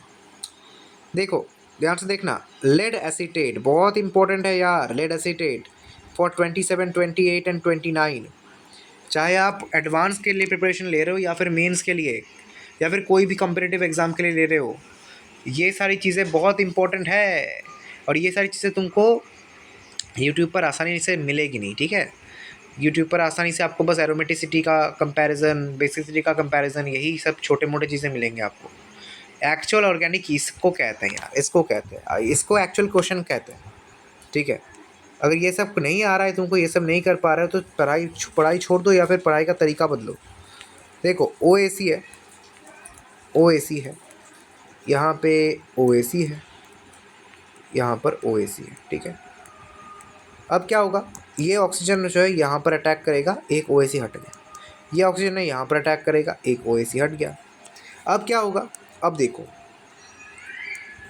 अब देखो ध्यान से देखना, अब यहाँ पर ना पायरोलिटिक सिन होगा, अभी पायरोलिटिक सिन यानी EI मैकेनिज्म होगा यहाँ पर, ठीक है। सिन एलिमिनेशन होने वाला है, OAC, OAC बिल्कुल जैसे आपने विटिक रिएक्शन की है PPH3 के साथ, बिल्कुल वैसा ही है। PPH3 के साथ जो रिएक्शन है PPH3CH2 वाला रिएक्शन, यहाँ पर वही सेम काइंड ऑफ रिएक्शन है। तो यहाँ पे क्या होगा, अब मैं इंक चेंज करता हूँ, यहाँ से ये बॉन्ड क्लीव करेगा, इस तरीके से आएगा, ये बॉन्ड क्लीव करेगा, ऐसे जाएगा, और ये वाला ऐसे चला जाएगा, ठीक है। तो आपको क्या मिल रहा है यहाँ से आपको मिल रहा है 2 एल्डिहाइड्स, है ना, 2 एल्डिहाइड्स आपको मिल गए। This is the correct answer. So 2 aldehydes आपको यहाँ से मिल गए, ध्यान से देख लो, देख लिया। चलो अब क्वेश्चन पर आते हैं यार, ये रहा हमारा क्वेश्चन, जी हाँ। सो इसके बाद हमारा क्या होगा, जैसे कि हमने कहा कि यहाँ पर बन जाएंगे 2 एल्डिहाइड्स, यहाँ पर हो गया डबल बॉन्ड O, यहाँ पे डबल बॉन्ड O, ठीक है। अब डाइल्यूटेड NaOH यानी aldol reaction, this is nothing but aldol reaction. Aldol condensation नहीं, कंडेंसेशन में पानी निकालना होता है, यहाँ पे कोई भी हीटिंग कंडीशन नहीं दिया गया है, तो फिर दिमाग मत चलाओ ज़्यादा, एल्डोल कंडेंसेशन नहीं है, ये सिर्फ और सिर्फ एल्डोल है। सो यहाँ पर माइनस लेके आ जाओ, अटैक मारो, 5 मेंबर की रिंग बनेगी, 1 2 3 4 5, हाँ 5 मेंबर की रिंग बनेगी, और कुछ ऐसा आपको नज़र आएगा। यहाँ पे CHO और सॉरी, यहाँ पे CHO और यहाँ पर एक OH आया, ठीक है। अब देखो CrO3 H2SO4 जोन्स रिएजेंट, हालांकि देखो CrO3 के बारे में बात करें ना, थोड़ा सा बता देता हूँ। CrO3 अगर आप पिरिडीन में यूज़ कर रहे हो तो फिर वो एक माइल्ड ऑक्सीडाइजर की तरह काम करता है, माइल्ड ऑक्सीडाइजर की तरह काम करता है। बट अगर हल्का सा भी इसको प्रोटॉन मिल गया, अगर हल्का सा भी इसको प्रोटॉन मिल गया, ठीक है, लाइक एसिटिक एसिड अगर आप यूज़ करो, मेनली हम लोग H2SO4 यूज़ करते हैं, या फिर वाटर मीडियम में भी अगर आप दे दोगे तो ये बहुत विगरस हो जाता है, बहुत ज़्यादा ही वाइल्ड हो जाता है। अब वाइल्ड होने की वजह से क्या होगा, ये एल्डिहाइड को भी ऑक्सीडाइज कर देगा और अल्कोहल को भी कीटोन में ऑक्सीडाइज कर देगा। देखो ऐसे, ऐसा हो जाएगा, ऐसे ऐसे।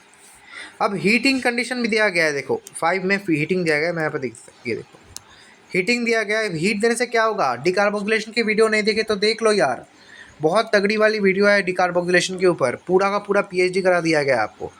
बीटा कीटो एसिड है ये, एक बीटा कीटो एसिड। तो बीटा कीटो एसिड को अगर आप हीट करोगे तो डिकार्बोक्सिलेट हो जाएगा, CO2 हटेगा, और यहाँ से आपको बस ऐसा मिलेगा, साइक्लोपेंटानोन एक नज़र आने वाला है। सो फाइनल हमारा जो प्रोडक्ट है दैट इज़ साइक्लोपेंटानोन। यहाँ पे लिख देते हैं, बाकी फाइनल प्रोडक्ट एक खाली सी जगह पे लिख देते हैं, यहाँ पर लिख देते हैं दिस इज साइक्लोपेंटानोन, ये हमारा फाइनल प्रोडक्ट B है। आइए क्वेश्चंस पर आते हैं। First step of the reaction is a Diels Alder reaction, बिल्कुल सही बात है, अभी मैंने आपको बताया if B is treated with CH2N2 it can undergo ring expansion. देखते हैं चलो। देखो CH2N2 जो है ना वो ऐसा है, CH2 माइनस N2 प्लस। अब यहाँ पे ये अटैक करेगा, ये ऊपर जाएगा बॉन्ड, तो ऐसा कुछ आ रहा है आपको, N2 पॉजिटिव। अब यहाँ पर ड्राइविंग फोर्स क्या है वो सोचो। देखो ड्राइविंग फोर्स तब बढ़ जाता है अगर एंट्रोपी बढ़ जाता है, तो अगर एंट्रोपी बढ़ जाए तो ड्राइविंग फोर्स आ जाता है। बिकॉज देखो यहाँ पर अगर कोई भी गैसियस प्रोडक्ट आपको निकाल रहा है, ठीक है, या अगर रिएक्शन आपको एक गैसियस प्रोडक्ट दे रहा है लाइक N2, सो यहाँ पर N2 नाइट्रोजन गैस आ रहा है, तो नाइट्रोजन गैस आने की वजह से यहाँ पर एंट्रोपी बढ़ने वाला है। सो ये बॉन्ड यहाँ पर आएगा, ये रिंग एक्सपैंड कर गई और नाइट्रोजन गैस निकल गई। तो एंट्रोपी एक ड्राइविंग फोर्स की तरह यहाँ पर काम करा और यहाँ पर आपको रिंग एक्सपेंशन देने को मिल रही है। सो जी हाँ, रिंग एक्सपेंशन होगा।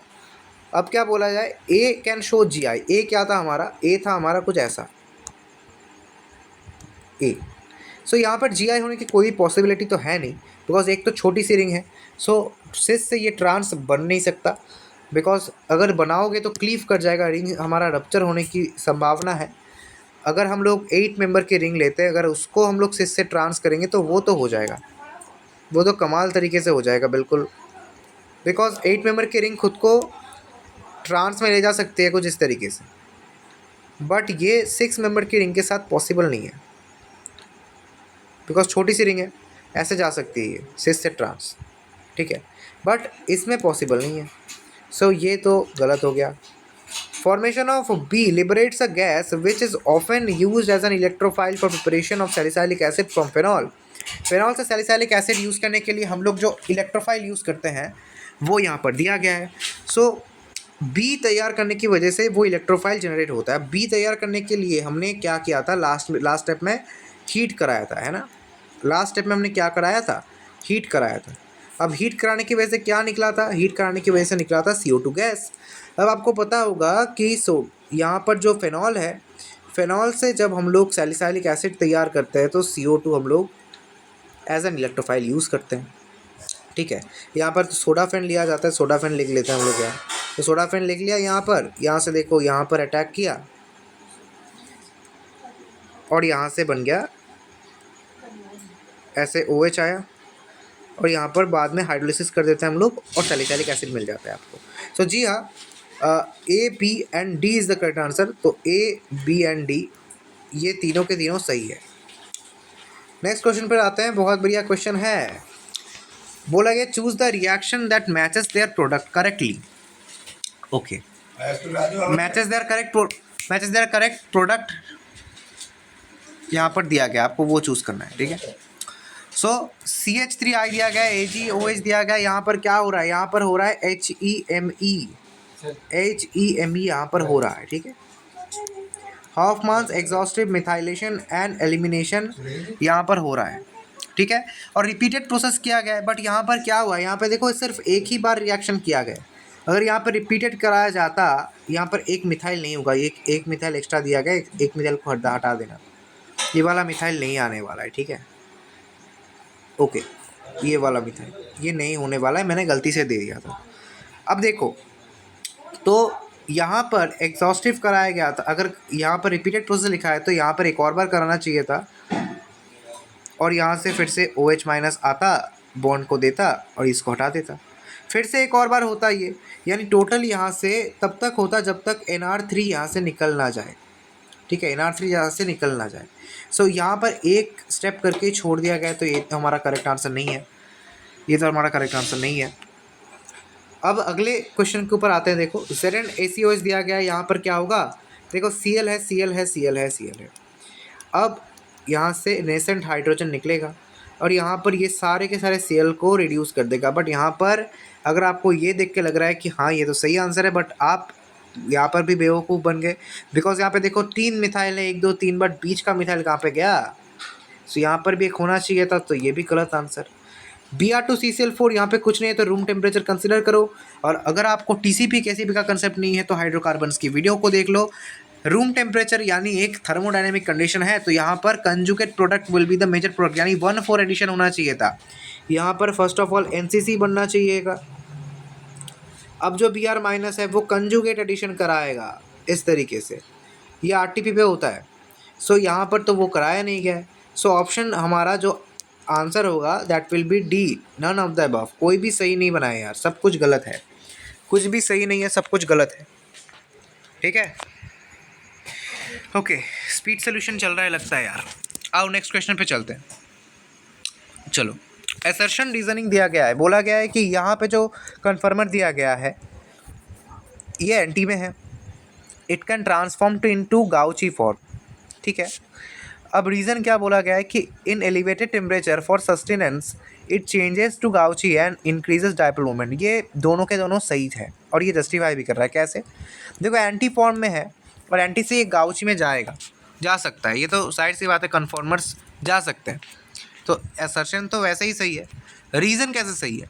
अब इसको आप ऐसे देख लो कि मान लो आपको कोई मारने वाला है, आपको पता है कि ये मुझे मारेगा भी, ठीक है, थप्पड़ मारेगा या घूसे मारेगा, लात मारेगा, तो आप तुम क्या करते हो? तुम अपने बॉडी को सख्त कर लेते हो, है ना? या फिर मान लो तुम्हें तुम्हारा टीचर मारने वाला है, तो तुम क्या कर लेते हो? एक स्केल से तुम्हारे हाथ पे बहुत ज़ोर से मारने वाला है, तुम क्या करोगे? अपना हाथ टाइट कर लोगे, है ना? यानी एक ये नेचुरल इंस्टिंक्ट है, खुद को प्रोटेक्ट करने के लिए ये नेचुरल इंस्टिंक्ट है। सो वही कुछ उसी तरीके से आप तुलना कर सकते हो यहाँ पर कि ये जो एंटी है, ये एंटी कहाँ पे चला जाएगा? ये एंटी चला जाएगा गाउची फॉर्म में और डाइपोल मोमेंट को इंक्रीज़ कर लेगा जिससे कि सस्टेनेंस आए, यानी ये सस्टेन कर पाए उस एलिवेटेड टेम्परेचर को। देखो, सी एल ऐसे आया, सी एल ऐसे आया, ये वेक्टर यहाँ पर, ये वेक्टर यहाँ पर और रिजल्टेंट वेक्टर यहाँ पर। So dipole moment not equal to zero, यानी यहाँ पर सस्टेनेंस होगा, यहाँ पर ये एलिवेटेड टेम्परेचर को सह पाएगा। अगर डाइपोल ज़ीरो हो गया तो ये सह नहीं पाता, बट अब तो डाइपोल ज़ीरो नहीं है, यानी ये सह पाएगा। तो दोनों ही सही है और ये जस्टिफाई भी कर रहा है, तो option B is the correct answer. Both A and R true and R is the correct explanation. आइए नेक्स्ट क्वेश्चन के ऊपर चलते हैं। हाँ जी, which of the following compounds is or are aromatic? Multiple correct है, मल्टीपल करेक्ट है भाई। अच्छा, तो फर्स्ट के दो कंपाउंड्स को देख के घबराना नहीं है, हमको सॉल्व भी करना है। यहाँ पर 3 थायोफिन यूनिट्स दिख रहे हैं आपको और यहाँ पर 3 यहाँ पर 3 थायोफिन यूनिट्स दिख रहे हैं आपको और यहाँ पर 3 फ्यूरान यूनिट्स आपको नज़र आ रहे हैं। एन्यूलिन 14 दिया गया है और एन्यूलिन 18 दिया गया है। तो चलो बात कर लेते हैं इसके बारे में। देखो, थायोफिन के केस में क्या होता है, यहाँ पर सल्फ़र का बहुत बड़ा आकार होता है, साइज़ फैक्टर बहुत ज़्यादा काम आता है। यहाँ पर इतना बड़ा साइज़ होने की वजह से यहाँ पर होता क्या है, हम लोग जब भी ऐसे बड़े वाले कंपाउंड्स होते हैं ना, तब हम लोग पेरीमेट्रिक रेजोनेंस चेक करते हैं। पेरीमेट्रिक रेजोनेंस यहाँ पर देखते हैं हम लोग कि कहाँ पर ना पेरीमेट्रिक रेजोनेंस ज़्यादा होता है ना, पेरीमेट्रिक रेजोनेंस कहाँ पर ज़्यादा होता है वो हम लोग चेक करते हैं। अगर प्लेनैरिटी सही रही तो पेरीमेट्रिक रेजोनेंस बढ़िया रहेगा, बट किसी भी तरीके से प्लेनैरिटी बिगड़ी तो पेरीमेट्रिक रेजोनेंस भी गया। अब यहाँ पर क्या हो रहा है, देखो थायोफिन के केस में क्या होगा, सल्फ़र इतने ज़्यादा बड़े बड़े बल्कि सल्फ़र बहुत ज़्यादा बल्कि ग्रुप है। सो यहाँ पर इतने जो 3 सल्फ़र है ये एक दूसरे को रिपेल करेंगे, जिस वजह से ये सल्फ़र रिपल्शन को अवॉइड करने के लिए ऐसे स्ट्रक्चर में बदल जाएंगे, कुछ इस तरीके से सल्फ़र बदल जाएगा। देखो ध्यान से देखो, एक बास्केट लाइक स्ट्रक्चर में ये आ जाएगा। देखो, ये खुद को बास्केट लाइक स्ट्रक्चर में अलाइन कर लेगा इस तरीके से, देख लो, ठीक है, बास्केट लाइक स्ट्रक्चर में अलाइन कर लेगा, जिस वजह से इसका प्लेनैरिटी गया, इसका प्लेनैरिटी गयो भैयो। सो यहाँ पर ये बन जाएगा नॉन एरोमेटिक, ये बन गया नॉन एरोमेटिक भाई, ठीक है, ये बन गया नॉन एरोमेटिक। बट फ्यूरान के केस में ऐसा नहीं है, ऑक्सीजन का जो आकार है वो तो सल्फर से छोटा है ना, साइज फैक्टर तो इसका कम है। सो यहाँ पर बढ़िया तरीके से आराम से पेरीमेट्रिक रेजोनेंस पॉसिबल है। देखो, पेरीमेट्रिक रेजोनेंस बढ़िया तरीके से एकदम धमाकेदार तरीके से होगा इस तरीके से, ठीक है। सो ये बन गया एरोमेटिक।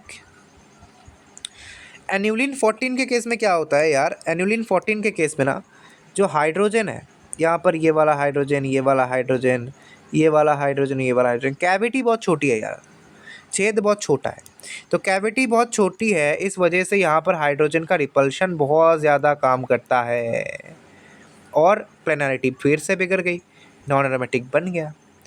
इसी चीज़ का एडवांटेज आपको मिलेगा एन्यूलिन 18 में, बिकॉज यहाँ पर कैविटी बहुत बड़ी है, तो कैविटी जितनी बड़ी होगी रिपल्शन उतना कम होगा। तो यहाँ पे रिपल्शन कम दिख रहा है, कैविटी बड़ी है, ठीक है। यहाँ पे बिगर कैविटी और यहाँ पे स्मॉल कैविटी था,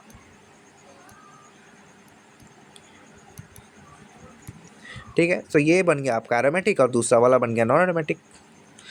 अच्छा, रोडिजोनिक एसिड दिया गया है, रोडिजोनिक एसिड, डेल्टिक एसिड, स्क्वायरिक एसिड, ठीक है, क्रोकोनिक एसिड, ये सारे क्वासी एरोमेटिक कोर के एसिड्स होते हैं, ठीक है। कैसे होगा, इसको आप लोग रोटेट करा दो, सबको रोटेट करा दिया आपने।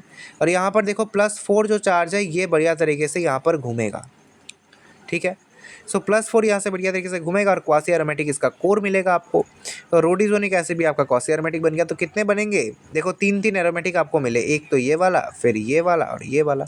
तो option D is the correct answer, 3 आपके एरोमेटिक बन गए। क्लियर हुआ, समझ में आया, मज़ा आया। चलो question number 12, matrix matching type question. हर एक टाइप का क्वेश्चन को मैंने एक्सप्लोर करने की कोशिश की है यार, पैसेज से लेके कॉम्प्रीहेंशन से लेके column matching, assertion reasoning, statement based, सारे के सारे टाइप के क्वेश्चंस हम लोग लेके आ चुके हैं। Multiple correct, single correct, 15 questions में सब कुछ निपटा दिया यार, ठीक है। Match the columns with the suitable reagent, okay. तो चलो मैच करते हैं यार। अच्छा, यहाँ पर देखो फर्स्ट स्टेप में क्या किया गया है, फर्स्ट वाले जो ऑप्शन है हमारा, ये कहाँ से मिलेगा, ये एस बनेगा। क्यों, देखो यहाँ पर हो क्या रहा है, देखो एक तो बैड लिविंग ग्रुप है और ऑर्थो पैरा में इलेक्ट्रॉन विदड्रॉइंग ग्रुप है, ये EWG है, इलेक्ट्रॉन विदड्रॉइंग ग्रुप। यानी यहाँ पर बहुत बढ़िया सूटेबल कंडीशन है फॉर ARSN2 के लिए बहुत बढ़िया कंडीशन है, तो ARSN2 होगा। और Na2S यहाँ पर एज ए न्यूक्लियोफाइल अटैक करेगा, यहाँ पे S2- आ रहा है एक्चुअली, S2- यहाँ पर पहले अटैक किया, इसके बाद ये बन जाएगा आपका कुछ इस तरीके का, यहाँ से बनेगा S-, यहाँ से NO2 और यहाँ से NO2, जो कि एक और सेम यूनिट के ऊपर अटैक करेगा। इस सेम जो यूनिट है इसके ऊपर एक और बार अटैक करेगा और ये बड़ा सा आपका कंपाउंड नज़र आएगा। सो जी हाँ, ये बन गया आपका S1 का होगा, S2 का क्या होगा, ये तो साइड सी बात है। देखो ऑर्थो पोजीशन को रिड्यूस किया है बट पैरा को नहीं किया, यानी सिलेक्टिवली रिड्यूस किया है। ये क्या कर सकता है, यानी कौन सा वाला रिएजेंट कर सकता है, this is NH4S, nothing but NH4S। तो यहाँ पर बन गया R। अब देखो ये क्या हुआ है, यहाँ पर हुआ है इप्सो रिएक्शन। इप्सो रिएक्शन किसके प्रेजेंस में हो सकता है, ब्रोमीन H2O या फिर ब्रोमीन एसिटिक एसिड। कब होगा, जब कोई इलेक्ट्रॉन डोनेटिंग ग्रुप हो और उसके पैरा पोजीशन पे एक इलेक्ट्रॉन विदड्रॉइंग ग्रुप हो, स्पेशली एक एंट्रोपी बढ़ाने वाला ग्रुप हो, यानी यहाँ पे बढ़िया लिविंग ग्रुप होना चाहिए, लाइक SO3H या फिर COOH या फिर NO2, ऐसा होना चाहिए। सो इप्सो रिएक्शन हो रही है, यानी यहाँ पर होगा आपका Q, एंड बाय डिफ़ॉल्ट ये हो जाएगा आपका P, बिकॉज यहाँ पे P होगा भी, बिकॉज सोडियम लिक्विड अमोनिया दोगे तो बर्च रिडक्शन होगा और ये बन जाएगा ये एल्काइन ट्रांसफॉर्म हो जाएगा ट्रांस में। सो क्या हो रहा है आपका SrQP, यानी यहाँ पर option number 20 the correct answer. अब बच्चे यहाँ पर गलत क्या करते हैं, देखो हम लोग की गंदी आदत है ह्यूमंस की कि अगर सेम टाइप का कोई ऑप्शन मिल रहा है तो हम लोग पकड़ के चलते हैं कि यार इन्हीं दोनों ऑप्शंस में से कोई एक होगा, बट यहाँ पर मैंने वो चीज़ आपको रिकरोल कर दिया है मैंने एक्चुअली, ठीक है। तो यहाँ पर दोनों टाइप से मैंने आपको ट्रिक करने की कोशिश की है, बट ऑप्शन बी होगा correct answer, not option C, not option A, not option D, only option B. तो चलो बढ़िया है। अच्छा, which are the following compound or compounds are optically active, इसको एकदम धमाकेदार तरीके से उड़ाते हैं। देखो तो ये अल्काइलिडीन वाला केस है, इसको आप लोग किससे तुलना कर सकते हो, एक एलीन कंपाउंड से तुलना कर सकते हो। तो अगर एलीन से आप लोग इसको कंपेयर कर सकते हो तो आपको पता चलेगा एलीन्स ऑप्टिकली एक्टिव होते हैं ड्यू टू कायरल एक्सिस। और यहाँ पर देखो अलग अलग ग्रुप्स भी लगे हुए हैं, बिकॉज यहाँ पर Me है तो यहाँ पर H है, यहाँ पर H है तो यहाँ पे Me है, तो जाहिर सी बात है ये बन जाएगा आपको ऑप्टिकली एक्टिव। तो हाँ, ए वाला आपका ऑप्टिकली एक्टिव, मतलब फर्स्ट वाला ऑप्टिकली एक्टिव है अभी। सेकेंड वाला देखो, अच्छा यहाँ पर ऑर्थो टेट्रा सब्स्टिट्यूटेड है और अगर आप ऑर्थो ऑर्थो टेट्रा सब्स्टिट्यूटेड देख के ये टिक लगाने जा रहे थे तो ये बन जाएगा गलत आपका। क्यों? बिकॉज सिमिलर ग्रुप है भाई, NO2 NO2 NO CH3 CH3 similar group होने से तो ये आपको कुछ दिखाएगा ही नहीं। अगर आप रोटेट भी करा दो तो वही सेम ही चीज़ ही रहने वाली है। यहाँ पर NO2 NO2 ही रहेगा, यहाँ पर CH3 CH3 रहेगा, तो यहाँ पर ये ऑप्टिकली एक्टिविटी नहीं दिखाएगी, सिमेट्री है यहाँ पर। Optically inactive, optically inactive cumulene 3 है ये, क्यूमुलिन 3। अब जो odd number of double bonds होते हैं यहाँ पर क्या होगा, देखो एक अगर ऐसे प्लेन में आएगा, दूसरा वाला ऐसे आएगा, तीसरा वाला फिर सेम प्लेन में आ जाएगा, तो ये दोनों सेम प्लेन में है यार, ये दोनों सेम प्लेन में, तो ये GI शो करेंगे। एक सेकेंड, जी हाँ, ये दोनों GI शो करेंगे, सिस ट्रांस करेंगे, बट नॉट ऑप्टिकल आइसोमरिज्म। सो ये ऑप्टिकली इनएक्टिव है बट GI तो शो कर सकते हैं। सो ये हमारा आंसर नहीं होगा, ये हमारा आंसर नहीं होगा अभी तक। ऑप्शन ये फर्स्ट वाला ऑप्शन सही है। और यहाँ पर देखो, यहाँ पर तो प्लेन ऑफ सिमेट्री है, दो कायरल सेंटर है, तो क्या हुआ, POS यहाँ से पास कर रहा है, सो ये भी ऑप्टिकली इनएक्टिव बन गया यार। So only option 1, only 1। अच्छा 14 वाला केस भैया, ये ना एज अ होमवर्क आप लोग ले लो यार, आप लोग घर पे बैठ के ट्राई करना, बहुत इजी सा है। यहाँ पे DU इसका 1 है यार, इसका DU 1 है, इसका DU 1 है, और इसको आप लोग बैठ के आराम से करना। ऑप्शन C करेक्ट आंसर आने वाला है, मिला लेना, ठीक है। ऑप्शन C करेक्ट आंसर आएगा 22। अगर मिल जाए तो बहुत बढ़िया, अगर नहीं मिले तो एक और बार बैठ के देखना तो आपको मिल जाएगा, ठीक है। ये बहुत ज़्यादा टाइम कंज्यूम करेगा, थोड़ा सा आपका टाइम कंज्यूम करेगा। AC7H सॉरी DU इसका 0 होने वाला है, मैंने यहाँ पे गलत लिख दिया, इसका DU 0 है, यानी एक प्लेन चेन होने वाला, नॉर्मल वाला, नॉर्मल सा चेन होगा, और वहाँ पे आपको कायरल कार्बन्स देखने हैं, स्ट्रक्चरल और स्टीरियो दोनों ही लेना है। तो 22 आपका करेक्ट आंसर आने वाला है, आप लोग एक बार मैच कर लेना, ठीक है भाई। अच्छा 15 वाला क्वेश्चन लास्ट क्वेश्चन है, हम लोग देख लो यहाँ पे यार। फिनान्थ्रीन यूज़ किया गया है और जोन्स रिएजेंट यूज़ किया गया है। तो फिनान्थ्रीन में अगर जोन्स रिएजेंट दोगे तो क्या होगा, फिनान्थ्रीन में जोन्स रिएजेंट दोगे तो ये वाला जो डबल बॉन्ड है 9-10 कार्बन के बीच में जो डबल बॉन्ड है वो डिस्क्रीट डबल बॉन्ड होता है, जो कि वीकर रेजोनेंस वाला बॉन्ड होता है। अब वीकर रेजोनेंस है, इसका मतलब ये वीक बॉन्ड है, और ये क्या होगा, यहाँ से डबल बॉन्ड O बन गया भाई। इसको ऐसे कर देते हैं, हाँ मिटा दिया पूरा का पूरा। अब देखो अब क्या किया गया है, दिया गया है H2O2 और CH3COONA। यहाँ पे आप चाहो तो इसको H भी कर दो, H कर दोगे तो बढ़िया रहेगा, आप उसको H कर देना, ठीक है। एसिडिक एसिड और पेरोक्साइड दिया गया है, यानी यहाँ से आपको क्या बनने वाला है। फर्स्ट ऑफ ऑल यहाँ पे मैं आपको इसका मैकेनिज्म नहीं दिखा रहा हूँ, बिकॉज ये आपके beyond the scope of your level हो जाएगा यार, और यहाँ पर जगह की थोड़ी सी तंगी है, तो मैं आपको ये नहीं दिखा रहा हूँ, आप ध्यान से देख लें। पेरोक्साइड है तो इसको ऑक्सीडाइज करेगा, और यहाँ से COOH आएगा, और यहाँ से भी COOH आएगा, ठीक है। डाइफिनिक एसिड बन गया आपका, डाइफिनिक एसिड। अब क्या किया गया है, अब दिया गया है हीट देने से क्या होगा, हीट देने से ना भैया आपका यहाँ पे होना क्या चाहिए, हीट दोगे तो एनहाइड्राइड बनेगा। एनहाइड्राइड भी वो भी कितने मेंबर का बनेगा, 7 मेंबर का बनेगा, ध्यान से देखो 7 मेंबर का एनहाइड्राइड बनेगा। ऐसे आया, और 1 2 3 4 5 6 7, हाँ तो 7 मेंबर का एनहाइड्राइड बनेगा। अब 7 मेंबर के एनहाइड्राइड स्टेबल तो होते नहीं है, तो यहाँ से हो जाएगा ये डिकार्बोक्सिलेट, और यहाँ से ये बन जाएगा कुछ ऐसा, डिकार्बोक्सिलेट हो गया, और ये बन गया कुछ ऐसा, तो ऐसा बन गया, ठीक है। अब देखो NaBH4 सोडियम बोरोहाइड्राइड दिया गया, सोडियम बोरोहाइड्राइड दिया गया तो क्या होगा, सोडियम बोरोहाइड्राइड दिया गया तो क्या होगा, यहाँ पर ये जो कीटो है ये कीटो बदल जाएगा अल्कोहल में, बिकॉज ये तो रिड्यूस कर देता है ना। So this will be your final product, this will be your final product, ऐसे आएगा, ऐसा। So this is your final product, ठीक है। यानी option number B is the correct answer, आपका बी होने वाला है यहाँ से करेक्ट आंसर, ठीक है।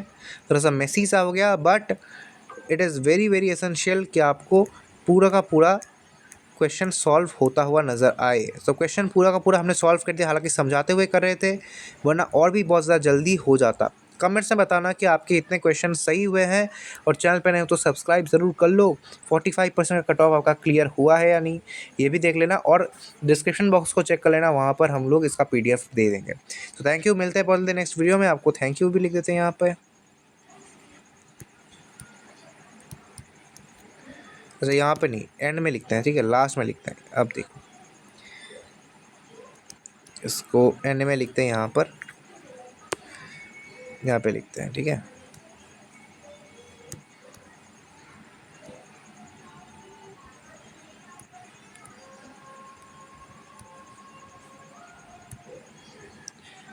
चलो।